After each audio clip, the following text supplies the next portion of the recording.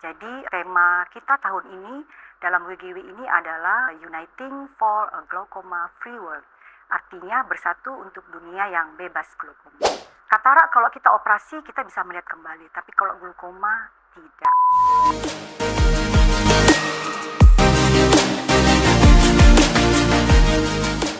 Hai sahabat Pringadi, kembali kami dari tim pengelola informasi dokumentasi Rumah Sakit Umum Dr. Pringadi Kota Medan akan memberikan informasi dan edukasi kepada Anda semua. Kali ini kita akan membawa cerita tentang World Glaucoma Week. Ya, kita akan berbincang-bincang dengan dokter cantik kita kali ini, Dr. Nova Haryanti, spesialis mata. Beliau bertugas di Rumah Sakit Umum Dr. Pringadi Kota Medan. Ya, selamat pagi dokter. Selamat pagi Bu. Ya, kita bahas tentang World Glaucoma Week. Kira-kira apa sih itu dokter? Jadi World Glaucoma Week itu adalah pekan glaukoma sedunia, ya, yang diperingati setiap tahunnya, yaitu pada bulan Maret, ya, di minggu kedua, yang kebetulan tahun ini itu jatuh pada tanggal 9 sampai 15 Maret 2025. Jadi kenapa ini sangat penting ya? Karena acara ini diperingati untuk meningkatkan kewaspadaan dan kepedulian masyarakat serta stakeholder ataupun pegawai rumah sakit tentang pentingnya glaukoma ini. Ya, jadi tema kita tahun ini dalam WGW ini adalah Uniting for a Glaucoma Free World. Artinya bersatu untuk dunia yang bebas glaukoma. Latar belakang diadakannya WGW ini adalah karena glaukoma itu adalah penyebab kedua yang utama kebutaan setelah katarak, ya. Dia bersifat irreversible, artinya tidak bisa balik kembali seperti semula atau lebih mudahnya tidak bisa sembuh. Katarak kalau kita operasi kita bisa melihat kembali, tapi kalau glaukoma tidak. Waduh, serem juga nih ya Serem. dokter ya. Ya, sahabat Pringadi mungkin butuh keterangan dokter ya. Glaukoma itu apa sih? Glaukoma itu definisinya adalah suatu kondisi daripada optik neuropati yang bersifat progresif kronik, ya, berarti dia lama tuh prosesnya, ya, yang disebabkan karena adanya peningkatan tekanan bola mata yang dapat menyebabkan kerusakan daripada nervus opticus dan terjadinya gangguan lapangan pandang yang bisa berdampak kepada penglihatan dan bisa menyebabkan kebutaan. Waduh, serem juga nih dokter ya. Iya, serem. Ya, kalau tadi cerita glaukoma udah, ini penyebabnya deh dokter. Biar sahabat Pringadi bisa merasa rasakan gitu ya. Dan penyebab dan kira-kira nih apa sih alat penunjang yang bisa untuk menentukan glaukoma itu sendiri dokter? Ya, terima kasih Bu. Glaukoma itu penyebabnya itu ada yang primer, ada yang sekunder. Jadi primer itu memang dia secara anatomi itu dia sudut bilik mata sempit. Satu yang memang dia secara riwayat dia memang ada keturunan glaukoma, ya. Nah, kemudian penyebab sekundernya itu bisa karena penyakit infeksi, misalnya penyakit lain, misalnya uveitis itu bisa menyebabkan glaukoma.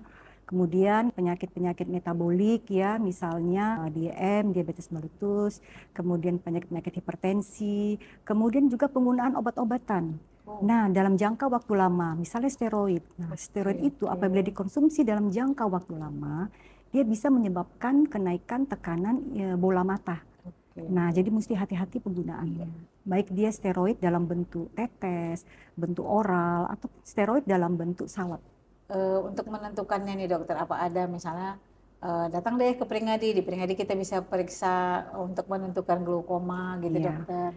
Jadi di sini kita sudah punya alatnya, ya. Jadi untuk deteksi awal glaukoma itu biasa kita lakukan satu pemeriksaan tekanan intraokuli atau pemeriksaan tekanan bola mata. Kita punya alatnya, namanya kita tonometri non kontak atau NCT, ya, non kontak tonometri. Ada di Pringadi ya dokter? Ada alatnya di Pringadi.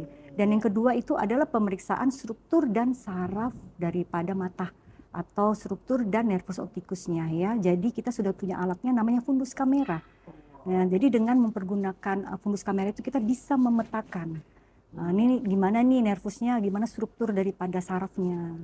Apakah sudah terjadi glaukoma atau belum. Dan yang ketiga, pemeriksaan lapang pandangan. Ya, kita juga punya, cuma kita belum yang belum yang terbaru, masih yang lama. Tapi Namanya masih bisa mendeteksi ya dokter ya. perimetri Goldman. Harusnya yang tercanggih ini perimetri Humphrey, sistem Oke, komputer. kita tunggu Mungkin lagi dokter. OTW nih Iya, menuju ke OTW. Pringadi. Iya, OTW dokter. Oke, kita sudah cerita tadi bincang-bincang tentang apa itu glaukoma, apa itu penyebabnya, dan bagaimana pemeriksaannya. Sekarang kita mau tanya nih dokter, terapinya apakah memang dia akan didiagnosa seumur hidup atau masih bisa disembuhkan? Boleh dok, biar sahabat Pringadi ini Iya. benar-benar paham tentang glaukoma ini dokter. Oke, terima kasih Bu Esther. Sebelumnya saya ceritakan sedikit ya mengenai glaukoma ini, bahwa bahwa semua orang tuh bisa aja terkena glaukoma. Tapi ada sekelompok besar orang itu yang mempunyai faktor risiko untuk menderita glaukoma. Satu itu adalah umur. Biasanya umur yang tua, di atas 40 tahun. Yang kedua, adanya riwayat keluarga yang menderita glaukoma. Itu biasanya itu pasti dia menderita glaukoma. Riwayat ya dokter? Iya, ada riwayat keluarga menderita glaukoma itu. Dan yang ketiga, adanya riwayat penyakit pada mata. Ya misal saya bilang tadi uveitis, ya gitu. Yang keempat itu adanya riwayat trauma pada mata. Baik trauma tumpul maupun trauma tembus. Sehingga mengganggu struktur daripada sudut bilik mata tempat mengalir cairan yang jadi terganggu. Kemudian yang kelima itu tadi penggunaan obat-obatan, ya faktor risikonya seperti steroid yang jangka panjang. Dan yang keenam itu penyakit-penyakit misalnya DM atau hipertensi. Itulah bisa merupakan faktor risiko untuk terjadinya glaukoma.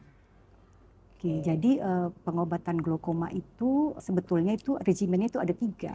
Yang pertama obat-obatan atau medikamentosa. Apabila dengan pengobatan atau dengan obat-obatan medikamentosa ini tidak bisa mengontrol tekanan intraokulinya, maka kita lakukan stadium kedua, pengobatan kedua yaitu laser. Laser ini bisa dengan LPI namanya laser peripheral hidrotomi, bisa dengan namanya selective laser trabekuloplasti ataupun argon laser trabekuloplasti. Ya, apabila dengan laser juga tidak bisa mengontrol tekanan, itu terakhir opsi kita itu ada dengan operasi. Operasi namanya operasi filtrasi, yaitu trabekulektomi. Kita udah sering melakukannya di Rumah Sakit Pringadi untuk tindakan operasi trabekulektomi. Apabila kita berada pada kelompok risiko untuk menderita glaukoma, maka kita perlu melakukan langkah-langkah berikut ini. Yang pertama, menjalani pemeriksaan mata secara teratur, terutama untuk orang yang mempunyai riwayat keluarga glaukoma, yaitu dia wajib pemeriksaan secara berkala atau teratur itu setiap tahun sekali. Nah, untuk yang berusia 40 tahun, itu wajib memeriksakan secara teratur itu tiap 2 tahun sekali. Dan untuk yang berusia di bawah 40 tahun, dia wajib melakukan pemeriksaan 2-4 tahun sekali. Kemudian yang kedua, mengetahui riwayat kesehatan mata di dalam keluarganya. Kemudian yang ketiga, jangan sembarangan menggunakan obat tetes tanpa resep dokter. Yang keempat, menggunakan pelindung mata baik pada waktu beraktivitas ataupun pada waktu berada di luar ruangan. Kemudian yang kelima, mengkonsumsi makanan yang sehat yang mengandung antioksidan ya. Kemudian mengandung selenium, seng dan zinc. Kemudian yang keenam, batasi kafein. Karena sekarang ini kita tahu pola hidup kita ini sekarang udah mulai berubah, yaitu kita sering ke kafe, sering meminum kopi ya, di mana setelah dilakukan penelitian ternyata kafein itu bisa meningkatkan tekanan intraokular. Mungkin itu aja Bu Esther tadi mengenai pencegahannya, dan mengenai gejala daripada glaukoma itu berdasarkan jenis daripada glaukoma. Jadi glaukoma itu ada yang namanya sudut terbuka, ada yang namanya sudut tertutup. Nah, yang paling bahaya ini glaukoma sudut terbuka. Karena apa? Karena dia tanpa gejala. Nah, sedangkan yang sudut tertutup itu langsung gejalanya kelihatan ya. Seperti misalnya mata merah, kemudian penglihatan kabur, nyeri mata disertai dengan sakit kepala yang hebat, disertai dengan mual dan muntah. Apabila kita melihat atau mengetahui bahwa ini adalah glaukoma sudut tertutup, kita bisa langsung melakukan pengobatan dan pasien bisa langsung ke rumah sakit ataupun vaskes terdekat. Ya, oke. Demikian tadi bincang-bincang kita dokter tentang World Glaucoma Week.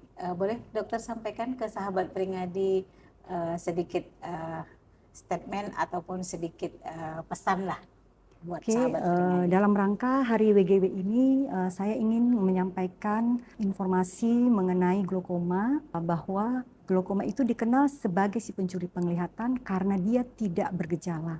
Untuk itu perlu dilakukan deteksi dini untuk menemukan adanya glaukoma ini, yang udah saya bilang tadi, dengan adanya faktor risiko yang dimiliki oleh pasien, kemudian juga apabila kita melakukan deteksi dini awal daripada glaukoma, maka akan banyak penglihatan yang dapat diselamatkan. Oke, demikian informasi dan edukasi dari Dr. Nova Herianti, spesialis mata, dan semoga bermanfaat. Jangan lupa like, Dan comment, and subscribe. Terima kasih. terima kasih.